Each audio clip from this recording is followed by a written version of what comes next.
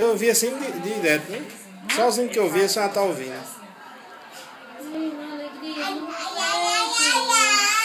A vontade de glorificar dentro do coração. Eu fui chegar perto dessa égua. Hoje eu transformo essa tristeza em alegria. Chama ela, Amanda. Amanda! Ô! Radassa? Só que não conhece a égua. Ela quer me acompanhar, não sei. Eu quero filmar ela. Vai pra lá, mulher. Esse menino é doido por ali. Olha, calma. Tá lá. A mãe dele. Chega, ela disse, não fique. Ela não tem sono. Ó, a Radassa. Radassa. Tá com raiva, não obedece não. Radassa.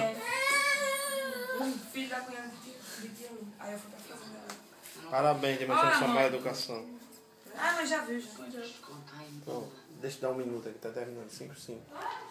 Vou botar lá no Face pra você, viu, menino? No vídeo. É, filha. Tudo bonito. A Luz fica mais velha. Ô, senhora Inácio. Senhora Ah, Francisco. você, né? Quem é Francisco? Ela, a senhora Francisco. É Inácio. É Francisco Inácio o nome dele. É. Dona Segunda.